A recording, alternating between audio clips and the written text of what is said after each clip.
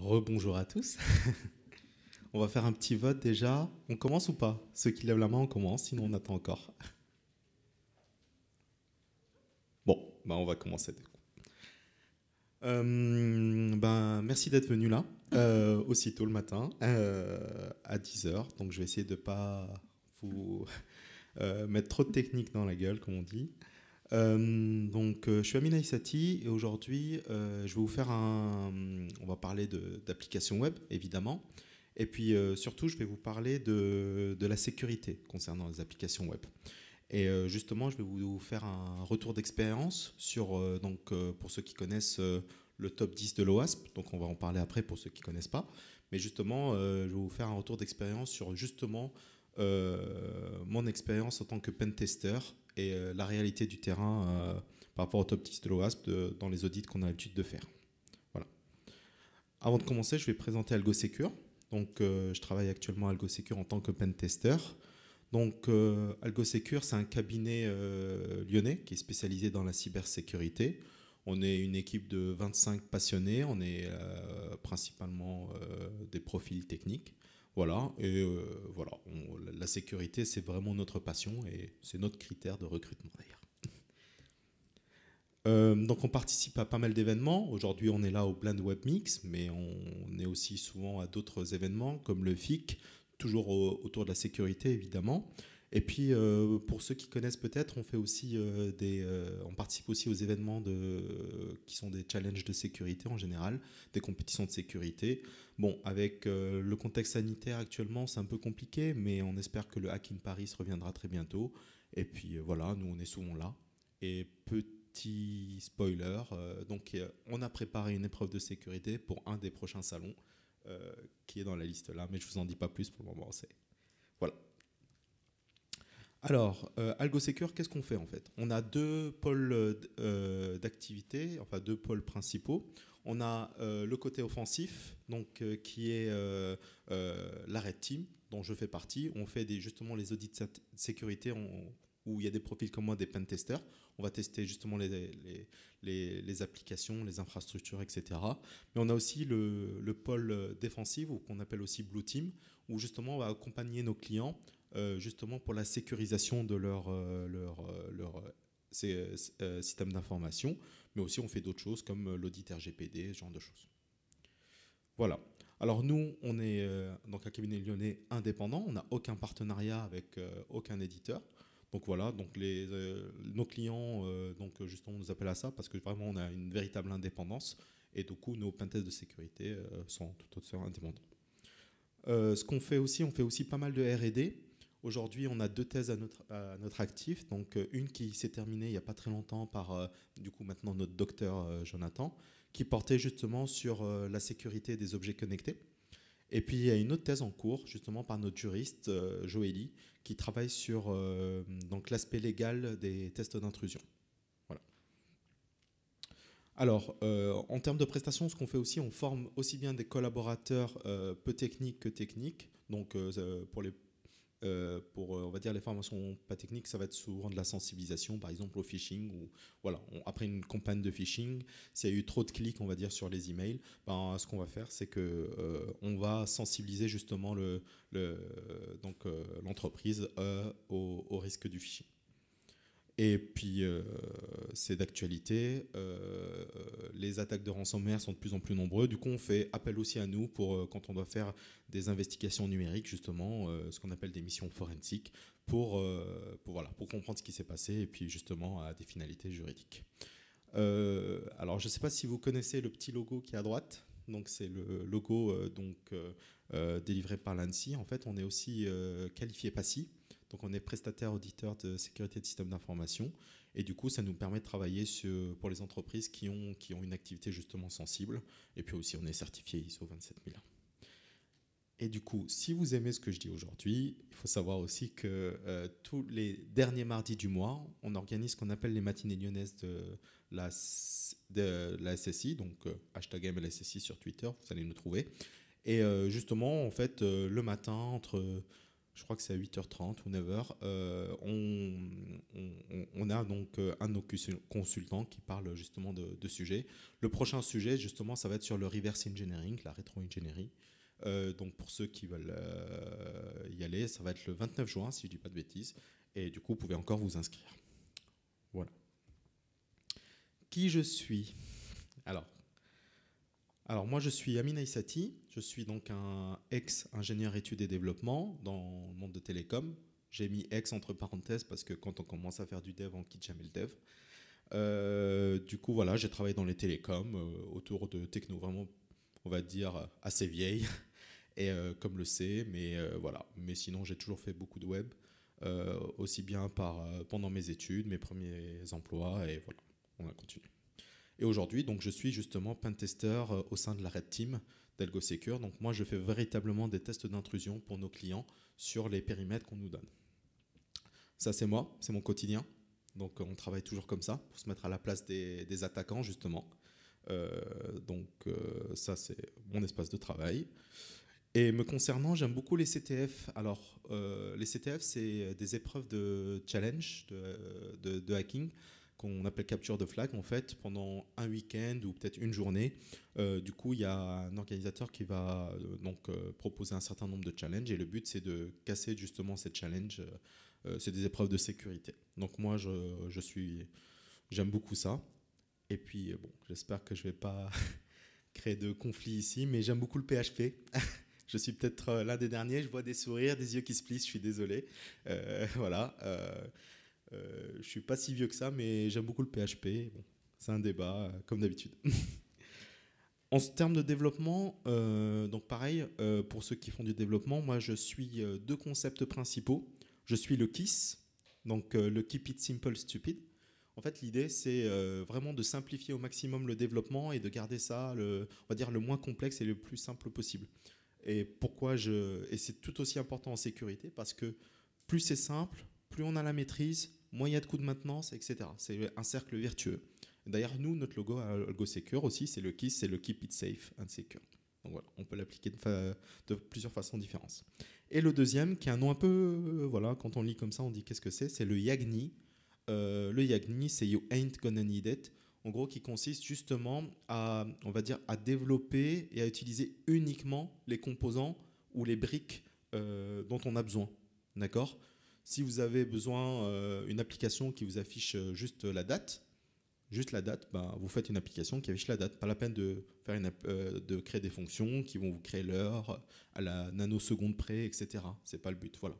Et pourquoi c'est important ? Parce que déjà, de nouveau, vous avez encore plus de maîtrise sur vos applications, mais surtout, en fait, vous n'utilisez pas, par exemple, si vous utilisez les frameworks Symfony, etc., bah, ça ne sert à rien de charger tous les composants. Il y a certains composants que vous n'allez jamais utiliser et qui peuvent être potentiellement vulnérables. Voilà. Donc, c'est vraiment important. Donc, moi, mon mode de développement dans la vie, bah, ça va être le KISS et le YAGNI. Il y en a d'autres, hein, mais voilà. Moi, je suis principalement ceux-là. Pour ceux qui aiment beaucoup la technique, j'ai créé un article sur notre blog d'AlgoSecure, justement sur les injections SQL, pour ceux qui connaissent, mais surtout via une méthode qui est l'exfiltration DNS. Donc c'est un article vraiment technique, mais pour ceux que ça intéresse, vous tapez juste SQLi DNS AlgoSecure dans votre moteur de recherche et vous aurez le résultat. Et sur une note un peu plus personnelle, alors je suis un grand utilisateur des EDPM. Donc les EDPM, pour ceux qui ne connaissent pas, c'est les engins de déplacement personnel motorisés. J'ai juste une trottinette électrique, mais c'est plus classe de dire EDPM. Et ça fait plus de 2 ans et j'ai déjà parcouru plus de 5000 km. Voilà. Dernière note. Alors, on me dit que je ressemble à Bernard Louis, donc un acteur un personnage de Westworld. Donc, plusieurs fois on m'interpelle dans la rue pour ça. Donc, si vous avez besoin d'un autographe à la fin, vous n'hésitez pas. Alors, on va commencer par les tests d'intrusion. Du coup, justement, le périmètre. Donc, nous, quand on fait des tests d'intrusion pour nos clients, on a besoin de définir quel est le périmètre. Donc, le périmètre, en fait, on peut faire plein de choses en termes de tests d'intrusion. Souvent, le périmètre, c'est ce qu'on va nous donner le client. Donc, on peut faire un pentest sur une plage d'IP. Par exemple, on nous dit, voilà, nous, on a nos bureaux, on a notre routeur qui expose du coup cette IP-là. Donc voilà, est-ce que vous pouvez regarder? Ou des fois, ça peut même être une infrastructure cloud qu'on nous dit, voilà, on a ces IP-là, est-ce qu'il y a des risques de sécurité? On peut aussi faire du coup des tests d'intrusion sur les applications mobiles. Donc les applications mobiles en général, ça va faire sur l'application mobile en elle-même, donc vraiment le code, on va dire natif entre guillemets qui tourne sur sur le mobile qui va voilà pour faire tourner votre application mobile. Mais ça va être aussi les interactions avec les API du coup pour justement du coup avoir les données sur votre application mobile. Donc on fait ça. Il y aura du coup les sites web. Donc voilà, ça va être le sujet du jour. Puis aussi, on fait aussi des tests d'intrusion sur les infrastructures internes, les réseaux LAN. En général, les clients nous disent, voilà, on voudrait que vous testiez notre réseau interne. Ben, nous, on se ramène avec notre PC, on se branche sur le réseau et on voit ce qu'on peut faire. Typiquement, aujourd'hui en entreprise, quand on arrive et qu'on a une infrastructure Windows, clairement, notre objectif, c'est de devenir administrateur du domaine. Voilà. Donc, c'est ce qu'on va faire sur les réseaux internes. Et puis on fait aussi des pentests sur le monde industriel, les objets connectés. Voilà. Donc vraiment, c'est important de choisir au début le périmètre donc pour savoir quel est le type de prestation qu'on va faire. Et ben, aujourd'hui, ben, ça va être évidemment, on est au plein web mix, donc ça va être les sites web. Alors, quand on fait un test d'intrusion, en fait, il faut savoir que nous, en tant que pentester, donc on va essayer de se mettre à la place d'un attaquant. Et en fait, on va suivre... on va se mettre dans différents contextes. On a 3 types de contextes. On a ce qu'on appelle le black box, gray box et le white box. Donc, donc on va les voir dans l'ordre. Donc la boîte noire, en fait, on va se mettre à la place d'un attaquant qui n'a aucune information sur l'application web et qui va justement voir ce qu'il peut exploiter. Donc c'est typiquement, je ne sais pas moi, vous avez votre site, supersite.com, et ben juste quelqu'un qui arrive sur votre site, qu'est-ce qu'il peut faire? Il n'a aucune info, il ne connaît pas le site web ni quoi que ce soit. Donc c'est ce qu'on va faire, on va essayer de voir ce qu'on peut faire sans avoir aucune connaissance du site. Ensuite, on a la boîte grise, où on va se mettre à la place de soit un attaquant qui a réussi à récupérer des identifiants et qui peut se connecter sur votre site web s'il ne propose pas l'inscription, par exemple. Ou on va se mettre peut-être à la place d'un utilisateur interne, en fait, parce que le risque, il peut venir de l'extérieur comme de l'intérieur. Donc voilà, on va voir, une fois qu'un utilisateur a un compte, qu'est-ce qu'il peut faire sur l'application. Et enfin, on a un peu le contexte premium, donc la Rolls-Royce, c'est la boîte blanche. Et en fait, ce qu'on va faire, c'est on va nous donner des comptes administrateurs ou des comptes privilégiés sur votre application et on va voir ce qu'on peut faire, d'accord, jusqu'où on peut aller. Et puis aussi, on va nous donner le code source qui va nous permettre d'auditer le code source et justement de vous dire s'il y a des failles de sécurité et puis si le développement est sécurisé. Voilà. Donc, voilà les différents contextes. Notre démarche globale. Du coup, en fait, nous, déjà de manière générale, toujours quand on fait une open test, on essaie de se mettre dans la peau d'un attaquant et on va essayer d'utiliser les mêmes attaques qu'utiliserait un attaquant. On va chercher évidemment les défauts de sécurité, on va essayer de les exploiter. Nous, on ne fait jamais donc, de dégâts sur le système d'information du client, donc on ne fait pas d'interruption de système, on ne fait pas d'attaque de type DOS, donc Denial of Service. On n'en fait pas parce que ce n'est pas le but. Et puis, une fois qu'on a trouvé nos vulnérabilités et tout ça, bah, on explique au client ce qui ne va pas. Et puis surtout, nous, on fait aussi la partie remédiation dans nos rapports. Pour chaque défaut, on donne des remédiations vraiment contextuelles, bien précises pour l'application en question. Et puis nous, on fait toujours en sorte que le client se sente accompagné de bout en bout. Et puis, il y a un discours permanent. Voilà. Alors, les étapes. Du coup, quand on a un pentest, en fait, on va passer par ces 5 étapes. Donc une fois qu'on a eu le feu vert, qu'on a défini le périmètre, qu'on a le contexte, comment on va faire le pentest, on va commencer par l'étape de reconnaissance. La reconnaissance, c'est on ne va pas directement interroger le système d'information, on ne va pas directement interroger le site web, on va essayer de trouver justement des informations avant même de s'attaquer à lui. Voilà. Donc par exemple, on va regarder quels sont tous les sous-domaines qui sont associés, est-ce qu'il y a des fuites de données, est-ce qu'il y a des fuites de code source sur l'application. Donc là, vraiment, on va essayer de faire ce qu'on appelle une cartographie passive donc du site web. Ensuite, on va l'arriver sur l'énumération. Donc là, on est un peu plus actif. On va faire, par exemple, on nous donne un site web. On va commencer par faire un scan de port avec l'outil Nmap. Donc peut-être que vous connaissez déjà. Mais voilà, le but à partir de maintenant, on va commencer à lancer un certain nombre d'outils justement pour avoir des informations. On va essayer de trouver, par exemple, des fichiers, des URL, ce genre de choses. Voilà. Donc l'idée, c'est que là, on est au maximum en train de cartographier du coup le site web. Une fois qu'on a cartographié et avec un peu de, on va dire, le spider sense, donc l'intuition du pentester, on va essayer de voir où sont les vulnérabilités et on va essayer de l'exploiter. Donc on arrive dans la phase d'exploitation, d'accord? Donc là, notre pentest, on essaie d'exploiter, trouver les défauts, d'exploiter les vulnérabilités de sécurité qu'on aurait décelées. Une fois qu'on a fait tout ça, donc notre mission, la phase technique se termine. On va entrer dans la phase de consolidation et la rédaction du rapport. Donc comme je vous l'avais dit, avec du coup la liste des défauts, les remédiations pour le défaut, et puis voilà tout ce qui va avec. Et puis on communique ça à notre client. On lui envoie le rapport. Il lit le rapport et ensuite on se donne 1 à 2 semaines après pour faire une restitution formelle, donc avec donc tous les acteurs qui ont besoin d'être là. Il y aura une partie synthèse managériale qui c'est un peu la partie, on va dire, peu technique, qui permet de comprendre vraiment les menaces qu'il y a qu'on a pu déceler. Et puis il y aura la partie technique où on va entrer dans le détail des vulnérabilités. On va pouvoir discuter justement avec les équipes techniques pour savoir s'ils ont réussi à corriger et si on peut encore les aider. Et je répète encore, nos audits sont non destructifs. Voilà. Alors, les avantages des pentests. En fait, déjà, juste les équipes qui participent qui ont participé au développement de l'application web et dont on leur fait le retour, ben déjà, ils gagnent en compétences. Parce que, par exemple, si ils ne connaissaient peut-être pas, par exemple, les injections SQL, eh ben, on leur explique comment c'est sécurisé. Ben, juste le fait de comprendre ça, ben, déjà, ils ont gagné en compétences et on peut être pratiquement sûr qu'à l'avenir, ben, ils vont utiliser les bons concepts de sécurité pour empêcher que ce genre de choses se reproduisent. Ça permet aussi de mesurer l'efficacité de certaines solutions qu'on aurait mis en place. Typiquement, certains serveurs ont des applications web et devant on met ce qu'on appelle un WAF, un Web Application Firewall.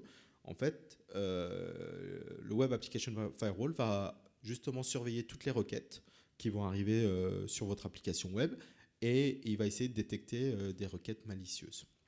Donc voilà. Et donc nous, ce qu'on fait dans ce cas-là, c'est qu'on va essayer de le contourner ou de voir si c'est assez robuste, ce qui a été mis en place. Sachant que ces mesures-là, en général, c'est des solutions de mitigation.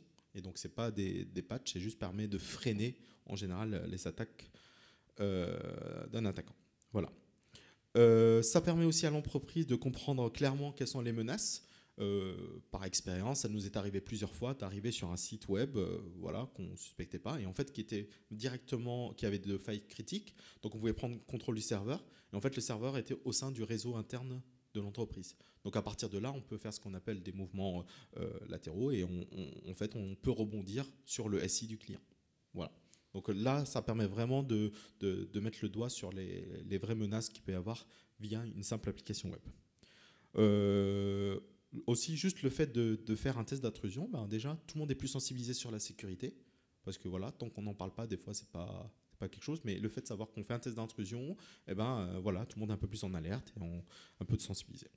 Et puis aussi, pour nos clients, le plus gros avantage, en fait, c'est que beaucoup permettent de rassurer leurs propres clients. Parce que le fait de savoir qu'il y a des tests d'intrusion permet de s'assurer que du coup, justement, on garde un standard de sécurité et que voilà, avec les rapports, et on donne aussi un certificat qui dit si on est conforme ou pas. Et évidemment, ça donne une image positive de l'entreprise. Ça va toujours? On rentre dans le sujet. Du coup, l'OWASP. Qu'est-ce que l'OWASP? En fait, l'OWASP, c'est pour Open Web Application Security Project. En fait, c'est une organisation, ou ils appellent ça une foundation, à but non lucratif, et en fait, qui a été créée, il me semble, en 93. Et c'est une communauté qui est très proche de l'open source, qui a les mêmes idées, donc tout ce qui est libre, etc. Et en fait, leur objectif, c'est de justement sécuriser les applications web via des recommandations. C'est pour ça qu'ils ont créé le Top 10 OWASP. En fait, on va dire tous les 4 ans, ils ont créé du coup un top 10 des vulnérabilités les plus critiques. On va en parler juste après. Voilà. Et ils font vraiment pas mal de choses autour de la sécurité des applications web. Ils ont d'ailleurs créé l'OWASP, l'OWASP WebGoat. En fait, c'est une application que vous pouvez déployer en local et qui vous permet du coup de tester des vulnérabilités les plus connues. Par exemple, on va reparler à nouveau des injections SQL. Vous allez tester une injection SQL simple, un peu plus difficile, et on va dire une qui est impossible mais qui reste exploitable. Et ça vous permet vraiment de voir quels sont les défauts de sécurité qui ont été introduits et qui permettent de faire ça. Le fameux top 10. Donc, le top 10 que je vous ai mis là, c'est le top 10 de l'année 2017. Il n'y en a pas eu encore aujourd'hui. Je pense peut-être 2021 ou 2022, ils vont en ressortir un. Et en fait, c'est le top 10 des failles les plus critiques. Donc, on commence avec tout ce qui est injection. Donc, ça peut être, en fait, à partir du moment où on peut, où les données ne sont pas filtrées, qui sont envoyées telles quelles, et que l'application web ne fait pas de traitement dessus. Donc, on peut faire des choses, on va dire, assez complexes. On va en parler dessus. Il y a les injections SQL, par exemple, encore eux. Le numéro 2, ils ont mis les mécanismes d'authentification défaillants, donc un peu tout ce qui est contournement d'authentification, ou tout ce qui est lié à l'authentification, la gestion des sessions, ce genre de choses, l'exposition de données sensibles, donc les failles qu'on appelle XXE, on ne va pas aller dessus aujourd'hui, le manque de contrôle d'accès, quand le cloisonnement n'est pas bon et qu'on peut aller par exemple voir les données d'autres utilisateurs ou d'autres entreprises, les mauvaises configurations de sécurité, les failles XSS, c'est l'injection de code JavaScript, voilà. La désérialisation non sécurisée, bon, ça on va laisser. Des composants qui comportent des vulnérabilités, voilà. Et le manque de journalisation et supervision, on ne va pas en parler aujourd'hui. Du coup, nous, à AlgoSecure, ce qu'on s'est dit, et si on ne créerait pas le top 10 AlgoSecure? Donc justement, par rapport à la réalité du terrain que nous, on a. Du coup, pour faire ça, ce que j'ai fait, c'est que j'ai pris les 20 derniers tests d'intrusion d'applications web que j'ai fait. Donc ça va jusqu'à à peu près, on va dire, mi-2020, début 2020. Et justement, pour chaque rapport que j'avais, donc j'ai fait un classement. Et notre top 10, il est un peu différent du top 10 de l'OAS parce que nous, on s'est basé pas sur uniquement la criticité des défauts, mais aussi l'occurrence donc, de ces défauts-là. Typiquement, le plot de fichiers non filtré, donc le fait qu'on puisse uploader n'importe quel type de fichier, ça devient très vite critique. Mais par contre, si on l'a pas si on l'a pas très souvent, et du coup, forcément, il va battre en haut du classement comparé aux injections qu'on trouve assez souvent. Voilà. Donc nous, c'est comme ça qu'on l'a légèrement pondéré pour avoir ce top 10 là. Donc il y a évidemment du coup des vulnérabilités qui ont monté dans le classement, d'autres qui sont descendues, et puis on en a rajouté des nouvelles. De nouvelles catégories. On a rajouté les interfaces d'administration et de debug qui sont exposées. On a rajouté l'upload de fichiers non filtrés qui n'étaient pas dans le top 10 de l'OWASP. Et puis, on a rajouté les attaques de type CSRF. Voilà. Donc, j'ai mis en gras les sujets dont on allait parler aujourd'hui. Donc, ça va être les interfaces d'administration exposées, les injections, le manque de contrôle d'accès, l'upload de fichiers non filtrés et les mécanismes d'authentification défaillant. Petit disclaimer, pardon. Donc, les exemples que vous allez voir là, en fait, proviennent de véritables tests d'intrusion. D'accord ? C'est vraiment l'expérience du terrain. Donc, on a pris des exemples vraiment qui viennent de tests d'intrusion récents. J'ai choisi que des exemples simples, justement, pour qu'on puisse déjà venir dans l'heure. Et puis aussi, en fait, pour justement vous empêcher d'avoir des migraines, parce que des fois, ça peut aller très vite dans la technique. Donc, évidemment, vous en doutez, les données ont été censurées pour qu'on ne puisse pas reconnaître du coup nos clients. Et puis, ils ont été aussi reconstitués. Donc, des fois, vous allez voir des sites web qui sont dégueulasses. Je suis désolé, hein, je les ai refaits hier rapidement en pur HTML, CSS. Mais voilà. Donc, voilà. Et ce qui est important, et c'est ce qu'on dit toujours à nos clients, quand on trouve une vulnérabilité, nous, l'idée, c'est pas de dire que vous avez fait les choses mal, en fait. Non. L'idée, c'est juste de montrer ce qui ne va pas, tout en bienveillance. Et justement, l'idée, c'est que tout le monde puisse progresser. On est là justement pour faire en sorte qu'on aille dans la bonne direction. Il n'y a aucun jugement. Donc voilà. Donc si vous allez voir des mèmes après, c'est juste des mèmes pour mettre un peu d'humour. Voilà. Et on va commencer, du coup, avec les interfaces d'administration des bugs exposés. Alors,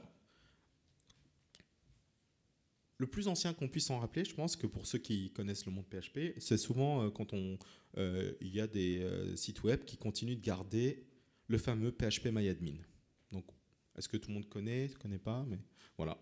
Donc, le PHP-MyAdmin, en fait, c'est juste une interface d'administration qui vous permet du coup d'administrer votre base de données MySQL, par exemple, directement via une interface web.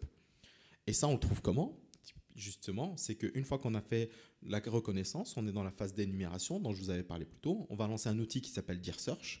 Et en fait, on va lancer, il va essayer de trouver toutes les URL, tous les chemins valides. Et en général, on trouve un / php-myadmin. Le problème qu'il y a, c'est que même quand on arrive sur php-myadmin, il nous demande quand même une authentification en fait. Et cette authentification, c'est quels sont les identifiants qui nous permettent de se connecter à la base de données. Parce que la plupart du temps, vous en doutez, les bases de données ne sont pas exposées sur Internet. Elles sont juste en écoute en local. Du coup, voilà. Et justement, php-myadmin va faire l'interface. Par expérience également, c'est là qu'il y a le problème, c'est que quand les gens se disent que la base de données est en écoute locale, on ne pense pas forcément à sécuriser le mot de passe. Donc on va soit rester sur des mots de passe par défaut de type root tour ou root MySQL ou etc. Soit, et c'est là que c'est marrant, c'est root et sans mot de passe. Donc on arrive sur php-myadmin, on tape root et pas de mot de passe et on est dedans. Voilà. À partir de là, c'est simple, on peut dumper toute la base de données.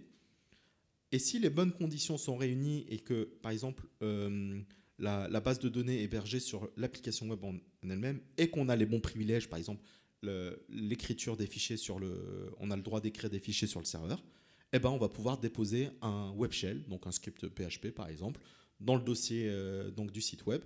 Et à partir de là, du coup, on peut prendre le contrôle total de la machine. Voilà. Donc c'est pour ça qu'on l'a mis dans le top 1, parce que souvent, c'est une bonne porte d'entrée en fait. On a assez tapé sur le PHP. On va passer sur dans le langage parce que souvent on a cette idée que le PHP c'est troué, c'est pas le cas. Du coup là j'ai pris un autre exemple récent que j'ai trouvé qui s'appelle Grails. Est-ce que vous connaissez le framework Grails? Voilà. Alors en fait Grails c'est du Java tout simplement et ça utilise un langage qui s'appelle le Groovy. Voilà. Ils étaient très disco à l'époque. Et du coup c'est un framework qu'on utilise et en fait à des raisons de debug comme dans un environnement de développement, si on fait un / debug, on arrive sur cette interface-là. Et cette interface-là, je ne sais pas si vous arrivez à bien voir, mais en fait, on peut écrire du code Groovy directement à gauche. Et là, par exemple, j'ai choisi d'afficher la variable config, en fait, qui est une variable globale, qui contient tous les paramètres qui permettent à l'application de tourner. Donc, ce que j'ai censuré là, c'est en fait les identifiants de connexion à la base de données Postgre. Voilà. Mais ça peut être plein de choses. Ça peut être, on a déjà vu ça, ça peut être les variables d'environnement qui contiennent par exemple les clés SSH. Ça peut être vraiment pas mal de choses. Donc là, vraiment, c'est une interface de debug qui permet de faire ce qu'on veut. On peut exécuter du code sur l'application. Et là, dans le deuxième exemple, toujours on est sur Grails, là j'ai exécuté des commandes. C'est très facile à faire. Vous mettez entre guillemets votre commande Unix ou Windows et vous avez le résultat tout de suite derrière à droite. Donc là, j'ai fait juste un ls et j'ai affiché qu'on était. Donc voilà. Et du coup, pareil, très rapidement, on a le contrôle sur le serveur. Nous, ce qu'on a fait dans ce code-là, on a créé ce qu'on appelle un reverse shell. C'est-à-dire qu'on a initié une connexion du serveur vers notre serveur à nous. Et du coup, comme ça nous permettait d'avoir vraiment un terminal interactif. Voilà. Et on arrive sur aussi un de mes préférés. Alors là, c'est le combo gagnant pour moi. À chaque fois qu'on me dit qu'il y a une application .NET, c'est l'une des premières choses que je teste. Je ne lance même pas d'outils, pour vous dire. Le fameux trace.axd. Alors, là, on est sur une application qui a été faite en ASP.NET. Du coup, c'est du C#. Et en fait, en allant sur /trace.axd, on arrive sur ce journal, ces logs, en fait, qui sont des journaux en temps réel, qui permettent d'afficher toutes les requêtes qui ont été faites sur le serveur par les utilisateurs. D'accord ? Là, on voit par exemple qu'un utilisateur, donc à 10h58, est allé sur la page /ext quelque chose.aspx. Bon, ok. On se dit comme ça, d'accord, c'est juste l'équivalent des logs Apache, quoi. Il n'y a rien de foufou dessus. Sauf que, tout à droite, vous voyez, il y a un petit lien qui s'appelle « Afficher les détails ». Et en fait, ce que ça fait, c'est que par exemple, si on regarde une requête qui est de type login.aspx, on clique afficher les détails, et ben, ça nous affiche toutes les informations relatives du comment que l'utilisateur a fait justement et ce que le serveur lui a répondu. Donc, on nous donne clairement le cookie qui a été utilisé pour la requête login. Donc, pour ceux qui l'ont vu tout de suite, ben, il suffit juste de copier ce cookie, de le mettre dans son navigateur et on est logué. Voilà. Et quand bien même il y a une protection des cookies par IP, c'est-à-dire qu'un cookie ne peut pas être partagé par plusieurs IP en même temps, c'est pas grave parce qu'en fait, un peu plus bas, il nous donne aussi tout ce qui a été envoyé dans le formulaire, donc le username et le mot de passe qui a été sensible. Voilà. Donc c'est vraiment une interface de debug verbose plus. On a beaucoup plus d'informations avec le trace AXD qu'avec les journaux d'Apache. Voilà.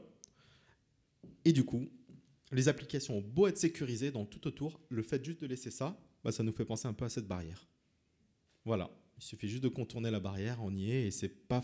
Faut vraiment se dire que c'est pas quelque chose qui est compliqué à trouver. On lance un outil, on a le chemin, et après avec un peu de guessing, comme on dit, on devine un peu. Pour PHP-MyAdmin, on trouve le mot de passe, mais sinon pour les autres, il n'y a même pas besoin de trouver le mot de passe, et on est dedans, comme on dit.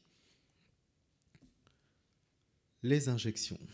Alors ça, c'est un sujet qui me passionne vraiment beaucoup. C'est pour ça que j'ai fait d'ailleurs un article sur notre blog. Les injections. Alors, pour les injections, l'injection les plus connue qu'on entend tout le temps parler sur n'importe quel sujet de sécurité, voilà, c'est les injections SQL. Justement, les applications web, aujourd'hui, elles vont faire des requêtes à leur base de données. Et justement, si vous ne protégez pas vos requêtes SQL et que vous envoyez des paramètres dynamiques qui ont été envoyés par un visiteur du site web ou un utilisateur, il peut arriver, si vous le faites, vous n'utilisez pas on va dire le bon code, de manipuler ces requêtes pour avoir plus de données. D'accord ? Mais il n'y a pas que les injections SQL dans la vie. Il y en a plein. C'est ça qui est génial. Il y a des injections de code. On peut injecter du code directement des fois dans les applications web. On peut faire de l'injection de commandes système. On peut faire des injections LDAP. Si vous cherchez par exemple des utilisateurs, vous avez fait une application web qui va chercher par exemple dans votre LDAP, on peut manipuler les filtres LDAP justement pour en avoir. On peut faire aussi du XPath. Enfin, il y en a vraiment beaucoup.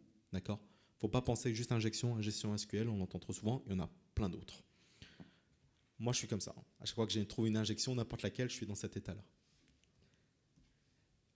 Et il faut savoir que en fait, les injections, de manière générale, ça provient d'un manque de filtrage. D'accord ? Vraiment, on prend le paramètre tel quel, un paramètre get qui s'appelle ID qu'on a dans notre URL. On ne va pas filtrer, on ne va pas vérifier que c'est par exemple juste un ID numérique. D'accord ?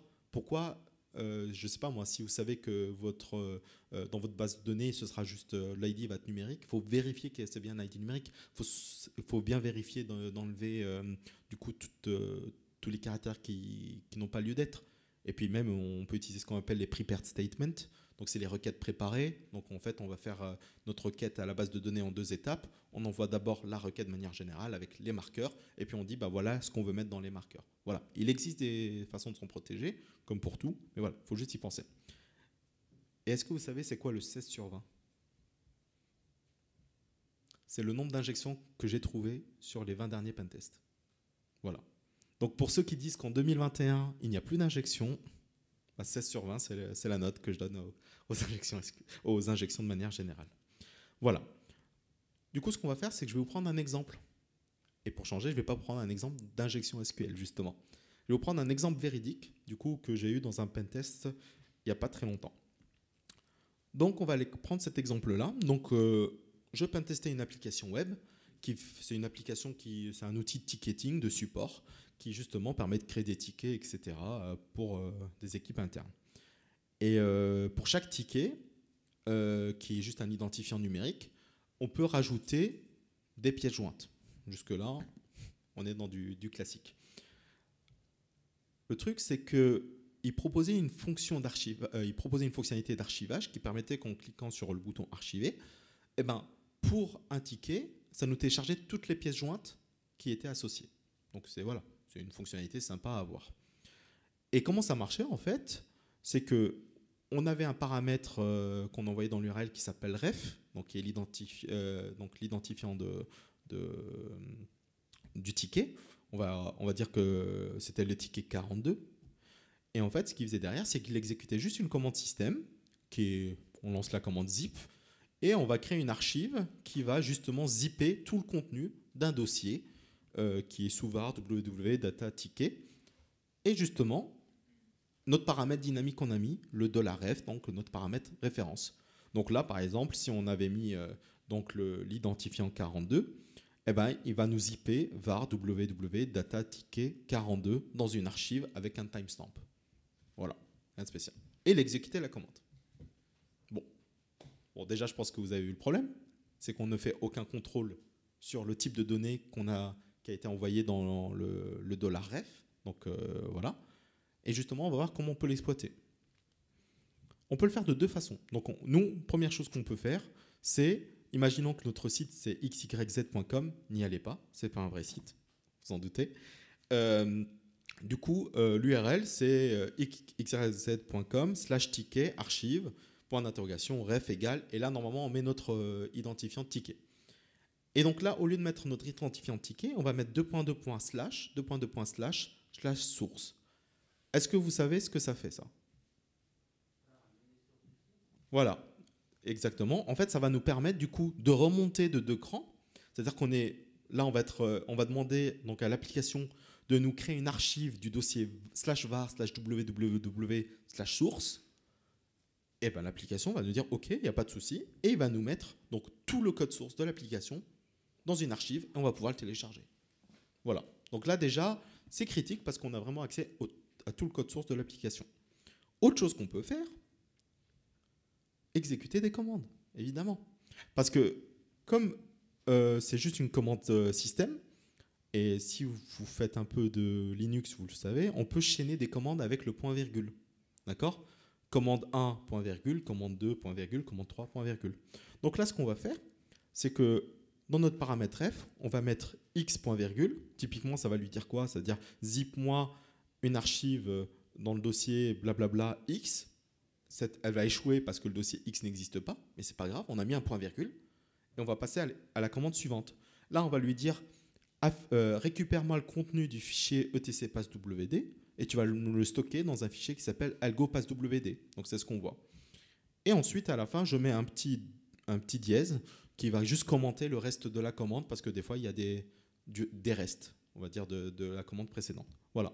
Et après, il suffit juste que j'aille sur xyz.com/ticket/algo_passwd.txt et là, on a le fameux fichier etc passwd qu'on a récupéré. On aurait pu faire d'autres choses, on aurait pu faire un reverse shell à nouveau qui nous permet de nous connecter à la machine. Voilà. Ça va toujours? Je sais, j'ai menti. J'avais dit qu'il n'y aurait pas de technique. Et ben là, on est un peu obligé, mais voilà, c'était un bel exemple et voilà, j'espère qu'on m'en voudrait pas trop. On va parler du manque de contrôle d'accès. Alors, le manque de contrôle d'accès, c'est quelque chose qui est très difficile en général à corriger. Parce que si on n'y a pas pensé dès le départ, eh ben, mettre du coup savoir qu'est-ce qu'on va, on va dire, contrôler entre les différents utilisateurs, ça peut prendre beaucoup de temps. Et en fait, le contrôle d'accès, c'est ce qu'il y a de plus varié parce que ça dépend vraiment du client et des besoins. Typiquement, si on reprend notre outil de ticketing qu'on avait juste avant, ben forcément, normalement, on a le droit de voir que ses propres tickets. Normalement, on n'est pas censé juste en modifiant l'ID voir le ticket de quelqu'un d'autre. Voilà, ça c'est quand on pense. Mais si on n'y a pas pensé dès le départ, ben va falloir mettre en place tout ce système-là. Et du coup, savoir qui a créé le ticket. Si on n'avait pas fait à la base, ben on ne sait pas. Voilà, ce genre de choses. Donc, on entend souvent, en fait, c'est vraiment des citations que j'ai déjà entendues, hein, d'amis ou de genre de choses, qui sont les suivantes. Si un attaquant ne connaît pas le nom d'une page, il ne risque pas de la trouver. Alors, moi, je suis un grand amateur d'escape game. Du coup, dans les pentests, ben, c'est à peu près la même chose pour moi. Essayer de trouver des pages qui ne sont, en fait, qui ne sont pas, qu'on trouve pas dans un menu ou quelque chose comme ça. Vous savez, le fameux migration.php par exemple, qui est nulle part, mais qu'on peut trouver. Voilà. Faut jamais penser ça. Et je vais vous montrer pourquoi après. Et la deuxième phrase que j'ai entendue, qui est, bien sûr, c'était non. Si un utilisateur ne voit pas une donnée, il n'y a pas accès. Alors là, moi je l'appelle ça le syndrome de l'autruche, vraiment. Faut toujours se dire qu'il y a un utilisateur qui est un peu, on va dire, qui va être un peu curieux et qui va réussir à juste en jouant sur certains paramètres, trouver ces données-là. Et là, c'est pareil, c'est absolument pas le cas. Et je vais vous expliquer pourquoi. On va revenir sur le premier cas, qui est si un attaquant ne connaît pas le nom d'une page, il ne risque pas de la trouver. Bon, imaginons que j'ai une application web et j'ai vraiment une page qui, on va dire, à moins avoir un grand coup de bol ou avoir lancé un programme qui va tourner pendant 10 ans, ben, on ne risque pas de trouver le nom de la page. D'accord ?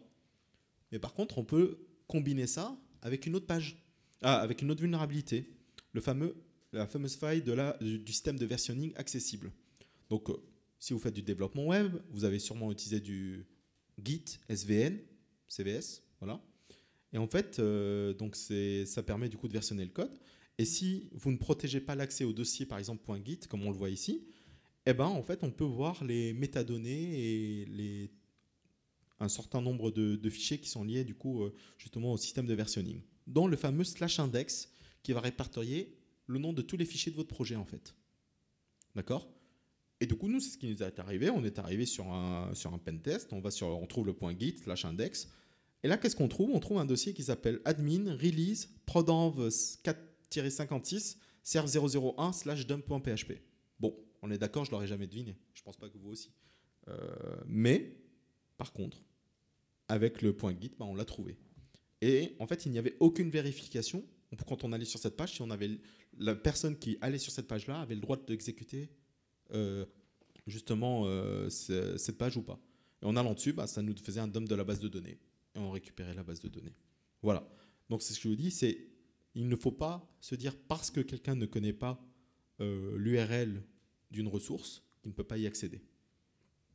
Autre chose, on est arrivé sur une application où quand on allait sur son profil, on peut modifier son mot de passe. Classique. En plus, quand on modifiait son mot de passe, on ne nous demandait pas l'ancien mot de passe. C'est un autre problème, mais voilà. On pouvait changer son mot de passe. Et en fait, quand on allait voir donc, le code HTML, dedans, on avait un événement JavaScript qui disait que quand on cliquait sur le lien « Changer mon mot de passe », eh ben, en fait, ça appelait une fonction JavaScript qui s'appelait « Change Password » avec un premier paramètre 10 qui est le contexte actuel. Et puis, le deuxième paramètre, c'était le nom d'utilisateur, Jean.Dupont. Du coup, en fait, vous n'en doutez, tout ce qu'il suffit de faire, eh ben, ça va être du coup de remplacer le HTML et au lieu de mettre Jean Dupont, c'est mettre par exemple administrateur ou une personne que vous connaissez et vous avez changé son mot de passe comme surtout il n'y avait pas besoin de connaître son ancien mot de passe. Voilà. Donc c'est pareil, il ne faut pas se dire qu'à partir du moment qu'une personne visuellement ne voit pas quelque chose, qu'il ne peut pas l'altérer. Et ce qu'on appelle du coup le security through obscurity, eh ben, en fait, c'est pas en complexifiant les choses qu'on ne risque pas de les exploiter, ça reste possible. Voilà. Et on va arriver du coup sur l'upload de fichiers non filtrés. Ça, c'est quelque chose que j'aime beaucoup. Parce que bon, les gens normalement sont assez sensibilisés sur ce sujet-là.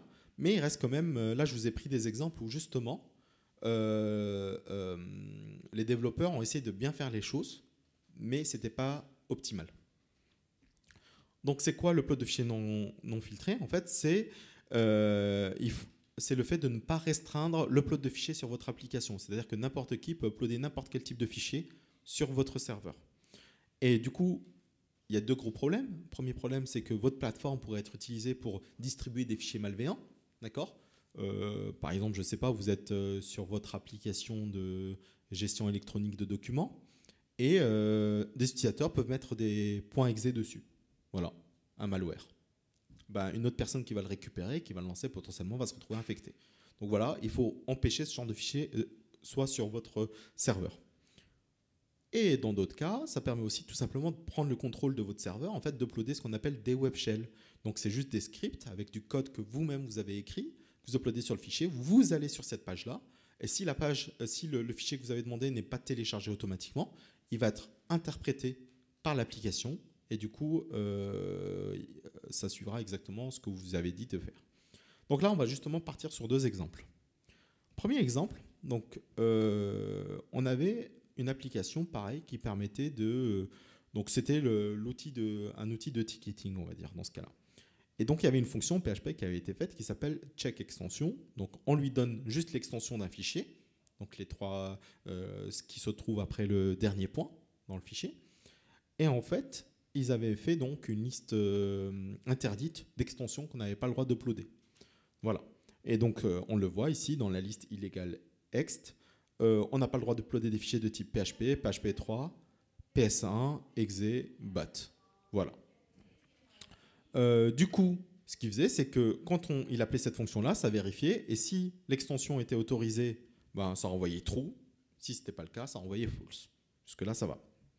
Les problèmes, il y a deux choses. C'est que déjà, on peut contourner ça en utilisant juste la casse.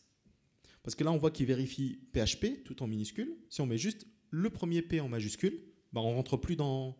La comparaison n'est plus bonne, en fait. Parce que nous, on n'a pas dit qu'on était sensible à la casse. On peut aussi, autre chose, c'est uploader des fichiers auxquels on n'aurait pas pensé. Parce qu'en PHP, on peut mettre du code PHP dans un fichier PHP, mais on peut aussi en mettre dans des fichiers HTML. Et en allant sur un HTML, le code est interprété. Et puis pareil, là, si on met malware.exe avec exe tout en majuscule, ben, on contourne, du coup, on bypass le filtrage. Donc ce qu'on dit souvent, c'est qu'il faut surtout privilégier les listes blanches au lieu des listes noires pour être sûr de ne pas oublier, du coup, d'être sûr de ne pas tomber dans un cas qu'on n'aurait pas pensé. Typiquement, votre GED, elle permet juste de mettre des images et des PDF. Parce qu'on va mettre, c'est qu'on va dire, au lieu de mettre illegal ext, on va mettre legal ext pour dire quelles sont juste les extensions qu'on a le droit d'uploader. Et on va mettre PDF, JPEG, GIF, par exemple. Voilà. Et on va surtout vérifier la casse. Imaginons qu'on a fait le pentest et qu'on tombe dans un contre-audit. La personne nous dit, elle a corrigé l'application. D'accord ? Elle a recréé une fonction chaque extension. Elle s'est dit, bah, on va refactoriser le code. Au lieu de lui envoyer directement l'extension, on va lui envoyer tout le nom du fichier. Et il a dit, on autorise uniquement les fichiers JPEG, les images.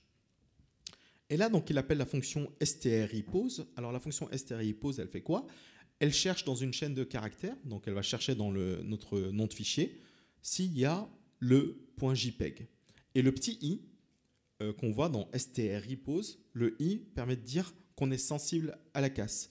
C'est-à-dire qu'on va vérifier que le fichier contienne .jpeg tout en minuscule, .jpeg tout en majuscule, ou même s'il n'y en a qu'une seule lettre qui est en majuscule en fait. C'est ce qu'il va faire.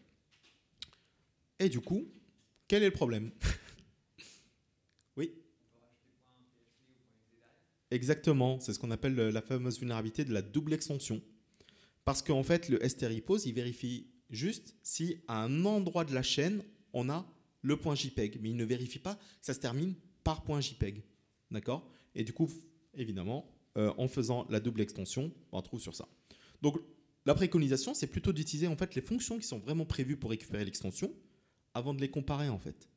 Il ne faut pas juste regarder la chaîne de caractères, c'est vraiment récupérer. Il y a des fonctions qui existent dans tous les frameworks, j'en suis sûr, dans tous les langages de programmation, qui permettent de récupérer vraiment l'extension avant de les comparer.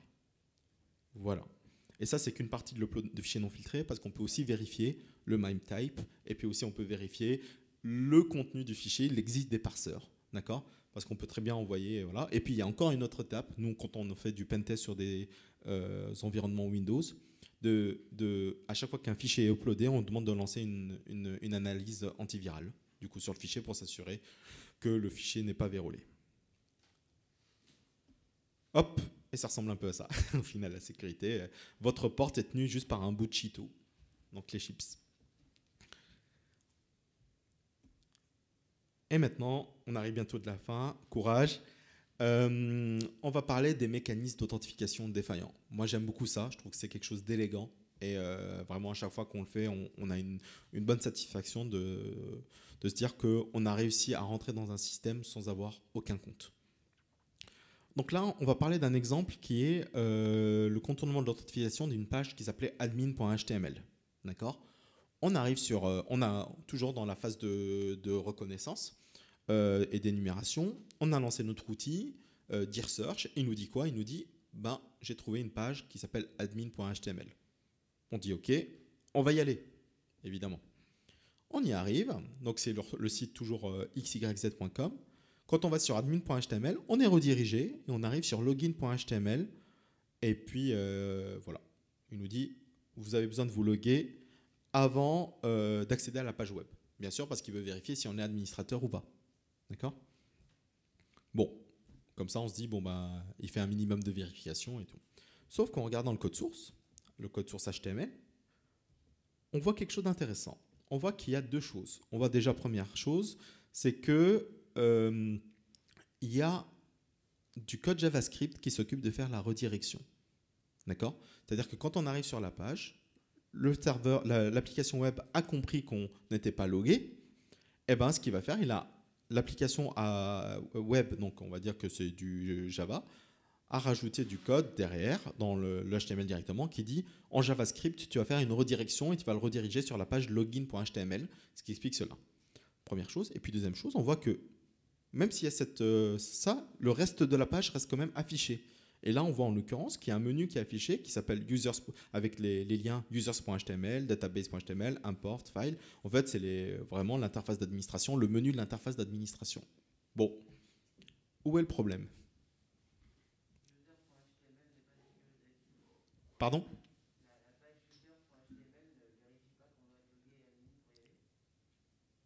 Ça pourrait être, mais là, en l'occurrence, c'est que pour. On parle que de la page admin HTML, c'est quoi le problème? Voilà. C'est un peu plus compliqué que ça, en fait. Ce qui se passe, c'est que, donc déjà, on voit le contenu de la page qui s'affiche. Ça veut dire que véritablement, en fait, la redirection, elle est faite que en front-end. Donc la sécurité, on la délègue jamais au front-end. C'est toujours l'application web en back-end qui doit le faire. Là, le fait que ce soit du front-end, du coup, nous, on peut travailler dessus. Parce que le front-end, en fait, quand on fait du code JavaScript, il est exécuté par votre navigateur. Donc, vous pouvez dire à votre navigateur ce que vous voulez faire. Nous, quand on fait une pentest, on utilise un outil qui s'appelle Burp. Alors, Burp, c'est en fait on va dire, c'est un proxy, tout simplement, qui va se mettre entre le navigateur et le serveur. Et toutes les requêtes vont passer par lui. C'est-à-dire que quand on va dire, je vais aller sur admin.html, via votre navigateur, ça va passer via l'outil qui s'appelle Burp. Ensuite, Burp, il va relayer la demande, du coup, justement, au serveur web. Et quand le serveur web répond, il dit, bah voilà, le contenu, eh ben, le Burp va récupérer le résultat. On peut décider de modifier un peu la page ou etc. Et après, c'est envoyé au navigateur. D'accord? Et ce qu'on peut faire dans Burp, on peut faire du match and replace. C'est-à-dire qu'on va lui dire, dans le code source de l'application, toutes les réponses qu'on va avoir de l'application web avant de l'envoyer au navigateur, on va dire si tu vois document.location.href égale guillemets login, eh ben, tu vas rajouter / devant. Et le / devant, ce qu'il va faire, c'est qu'il va commenter le code JavaScript et donc il ne va pas être exécuté par le navigateur. Et en faisant ça, en fait, du coup, le navigateur il reçoit une page. En faisant ça, on est connecté en fait tout simplement sur l'application, on voit le reste de la page. Et ce mécanisme-là a été utilisé sur tout le reste du site. C'est-à-dire que maintenant, je clique sur Manage Users, Database ou quoi que ce soit, on verra le contenu en fait. Parce que justement, la sécurité a été faite au niveau du coup du front-end du code JavaScript. Et quand on fait ce genre de choses, la sécurité ressemble un peu à ça. On a une jolie barrière qui a l'air bien solide, mais on peut aller au-dessus comme on peut aller autour. Exemple numéro 2, donc c'est l'exemple, on va dire, le plus technique, c'est l'élévation de privilèges. Donc, on est sur une application et quand on se connecte, le serveur nous renvoie un cookie. Et le cookie est stocké justement dans notre navigateur, c'est ce qui va nous permettre de suivre justement notre session jusqu'à la fin, jusqu'à ce qu'on se déconnecte. Et du coup, nous, ce qu'on aime bien, on a bien inspecté les cookies. Et en inspectant le cookie, on a vu que le cookie était en base 64. C'est juste un encodage qui a été fait sur le cookie. Donc, on est dans notre terminal. On décode en base 64, du coup, notre cookie. Je ne sais pas si vous allez bien voir sur le côté, mais je vais vous le dire. Et en fait, là, on voit tout de suite que c'est un objet sérialisé. Donc, un objet sérialisé, c'est juste un objet qui a été encodé, voilà, qui va permettre ensuite d'être désérialisé par l'application web. Et dans ce cas-là, on voit plusieurs choses importantes. Première chose qui est intéressante, on voit que c'est du Java. On voit que ça a été utilisé en utilisant le framework Rails.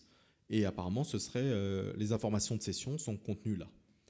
Et en regardant juste les chaînes de caractères, parce que on va dire le cookie est un peu illisible comme ça, il faudrait du coup lancer une instance, créer une application Grails, et puis désérialiser du coup ce cookie-là pour avoir vraiment l'objet en termes de code. Ce qu'on fait, en regardant juste les chaînes de caractères, on voit une chose qui est intéressante. On voit tout en bas, on voit un truc qui s'appelle role. Et dedans, il y a une valeur qui est role underscore basic. Est-ce que vous voyez ce qu'on peut faire? Bien. Moi, c'est comme ça que j'étais. Je me dis, tiens, c'est intéressant. Qu'est-ce qu'on peut faire? En faisant ça, juste pareil, avec juste une commande Linux, ce qu'on se dit, on va remplacer, à chaque fois qu'on voit le role underscore basic, on va le remplacer par role underscore admin.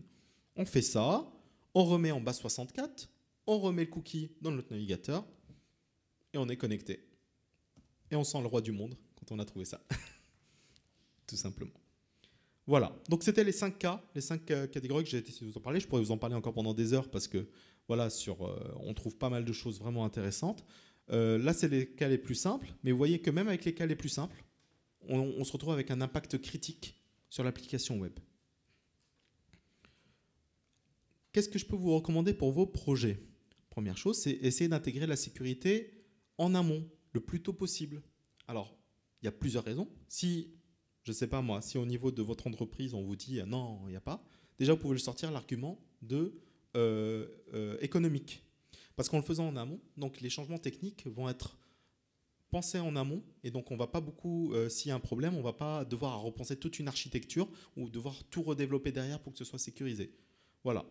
Et il faut vraiment le voir comme un must-have et pas un nice-to-have. Ce qu'on voit souvent dans les cycles de développement, ce serait bien si c'est sécurisé. Non, il faut que ce soit sécurisé. Il faut utiliser des composants fiables qui sont reconnus et maintenus à jour. Donc, si vous voyez un petit composant qui disait au fin fond de GitHub par une personne, voilà.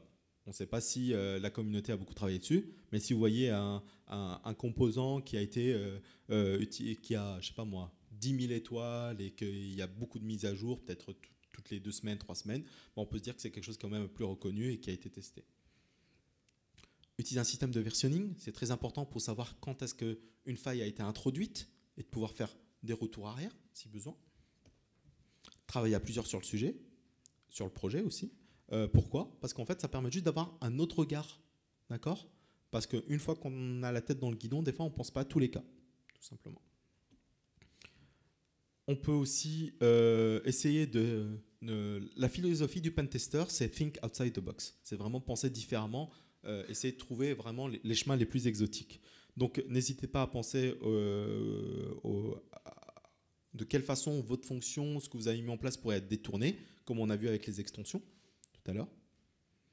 Et puis là, c'est peut-être le plus difficile, c'est faire une veille technologique constante. Là, ce que je vous ai montré, ça reste des failles quand même qui sont assez classiques, d'accord? Voilà. Mais il y a d'autres failles qui apparaissent parce que forcément les langages évoluent, les frameworks évoluent, les concepts évoluent. Et je sais pas, ça va peut-être vos exercices à faire, mais est-ce que quelqu'un connaît le prototype pollution? Voilà, c'est quelque chose qui est assez récent. En fait, c'est quand vous développez des applications Node.js, on peut essayer de polluer du coup justement les objets pour faire en sorte que n'importe quel objet qui a été créé, il aura du coup ce qu'on lui a dit de mettre dedans parce qu'on a pollué justement les objets. Voilà. Merci pour votre attention. Est-ce que vous avez des questions? Et si vous avez des questions, on m'a dit de vous demander d'aller sur les micros.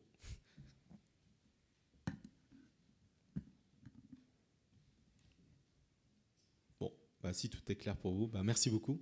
Vous avez une question? Il y a peut-être une question? Ouais.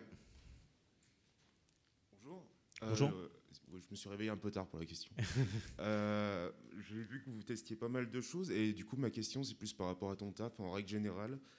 Est-ce que c'est quelque chose de très protocolaire où tu suis des points un à un pour tester les injections, etc. ou c'est beaucoup plus au feeling que tu fais Alors, ça dépend. Je pense que quand on débute, on va se forcer en fait à avoir justement une liste. D'ailleurs, c'est ce qu'on a. En fait, on a une liste de choses. Juste qui est là pour rappel, est-ce qu'on a pensé à faire des tests de désérialisation par exemple? Est-ce qu'on a pensé à faire des tests de XSS? Bon, c'est évident, on le fait, mais voilà.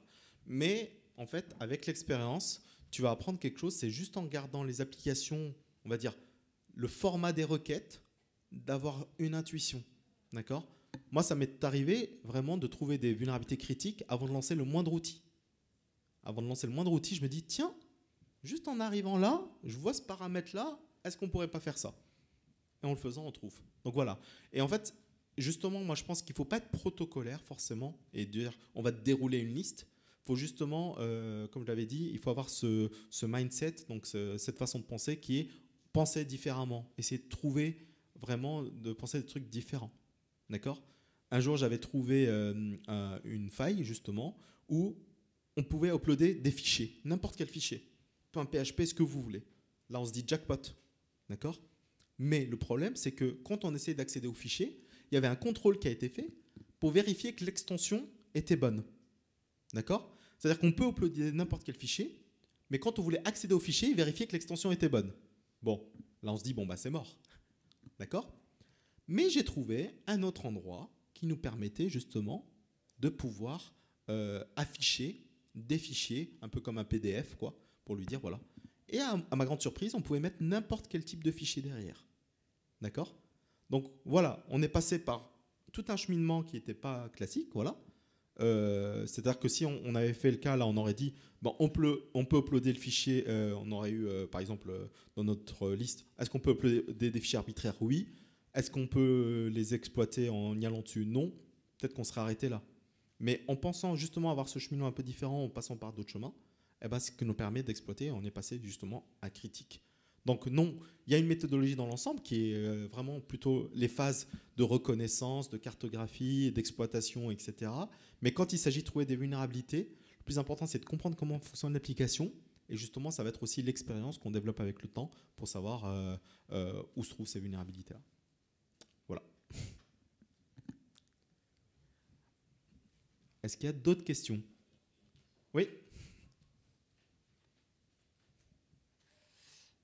Merci pour la présentation.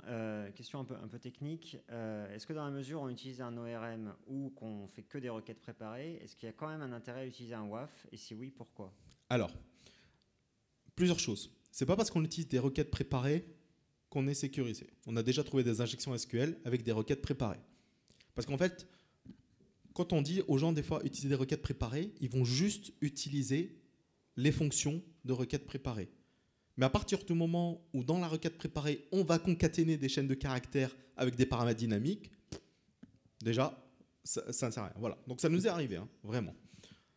Ensuite, pour les ORM, bah en fait, ça dépend. Si vous utilisez des ORM qui ont déjà été testés, et que voilà, ça devrait aller. Par contre, il y a des ORM qui sont des fois faits maison. On les a vus plusieurs fois parce que les développeurs trouvent des fois que c'est trop compliqué d'intégrer un ORM avec leur format de base de données. D'accord ? Et ben, ils vont faire un peu maison. Et voilà. Et puis, c'est déjà arrivé aussi que certaines solutions librairies d'ORM contiennent vraiment des vulnérabilités et qu'on puisse faire des injections. Voilà. Donc oui, le WAF peut permettre de faire de la mitigation. Mais attention, comme on le dit, le WAF, nous, on en a plusieurs fois. Et souvent, nos clients nous demandent est-ce que pour votre pentest, vous voulez qu'on désactive le WAF ? D'accord ? Et nous, souvent, on leur dit non, laissez-nous, parce qu'on veut essayer justement de voir si on peut le contourner. Et plusieurs fois, on a pu le contourner, pour plusieurs raisons. Les WAF, en fait, c'est vraiment comme les antivirus, c'est-à-dire ça dépend vraiment de comment vous l'avez configuré. D'accord ? Plus il est agressif, normalement, moins vous pouvez faire des choses un peu exotiques. D'accord ? La réalité du terrain, c'est que si vous configurez votre WAF de façon trop agressive, même vos requêtes légitimes ne passent plus des fois. D'accord ? Donc, qu'est-ce qu'on fait ? On descend le curseur. Donc, en descendant le curseur, on va permettre plus de caractères et des fois, le WAF ne filtre pas assez. Il y a aussi quelque chose d'autre, c'est que nous, on a vu souvent, on est arrivé sur une application, on pouvait envoyer les paramètres aussi bien en GET qu'en POST. Et le WAF était configuré que pour filtrer les requêtes en GET. Aussi, quelque chose que ne fait pas le WAF, la plupart des WAF ne font pas, c'est qu'aujourd'hui, on a les paramètres en GET et en POST. Et vous savez, en GET, c'est le fameux ID égale blabla et X égale quelque chose. Donc ça, le WAF reconnaît très bien, il est capable de voir ça. Par contre, quand on fait un POST avec un JSON, le JSON, en fait, il ne va pas regarder l'intérieur des champs. D'accord ? Et des fois, c'est encore pire. Nous, on a déjà fait des injections SQL qu'on divise sur plusieurs champs. Une partie dans le champ 1, une partie dans le champ 2, une partie dans le champ 3. Et les WAF ne peuvent pas forcément voir ça. Et puis, dernier cas, les WAF sont des fois aussi faillibles.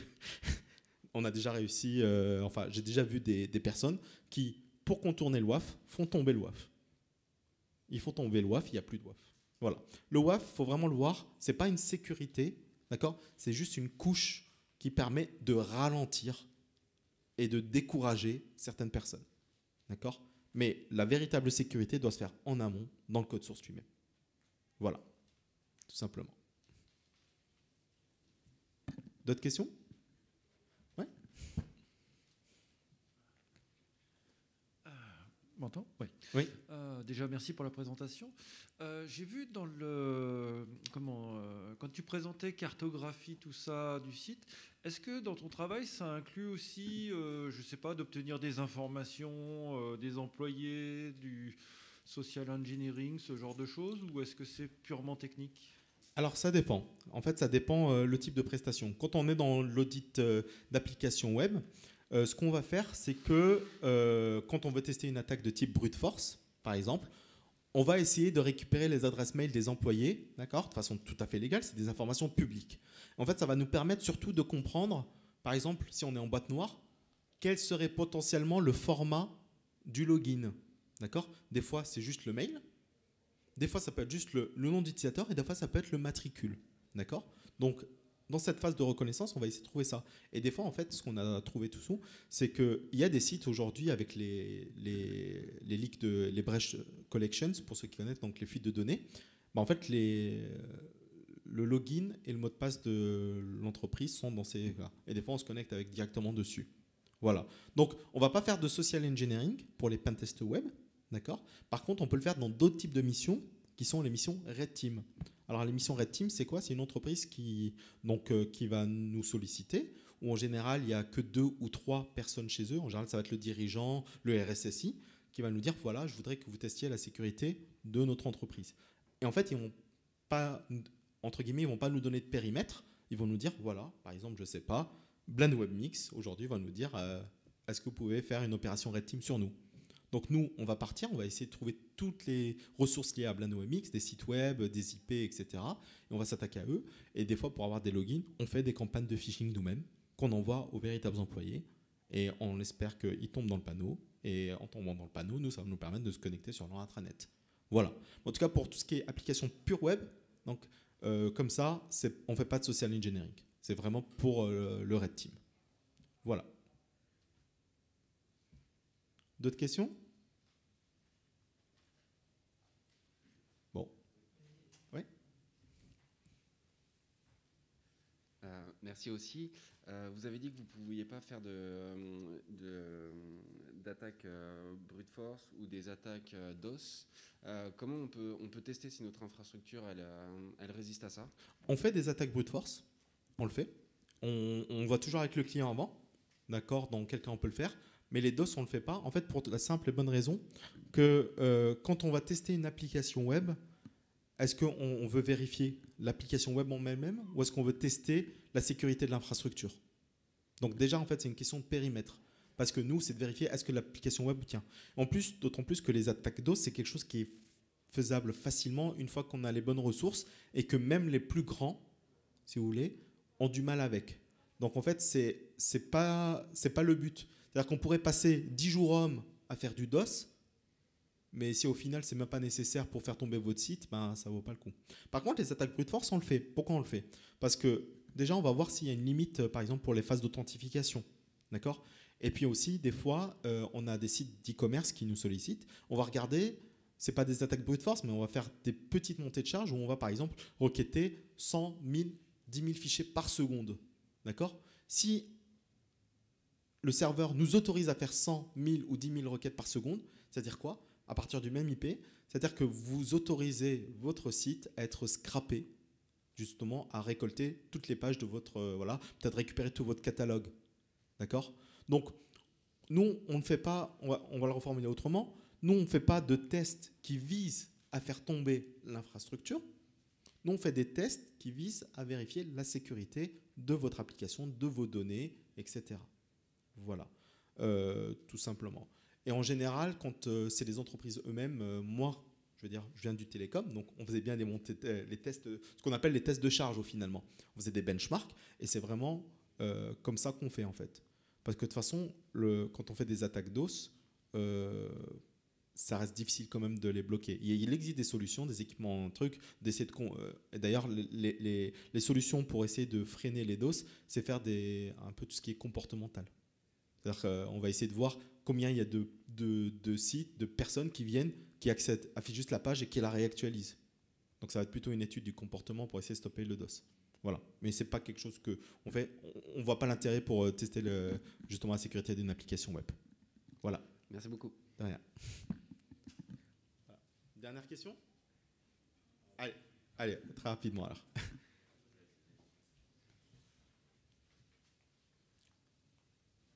Bonjour. Bonjour.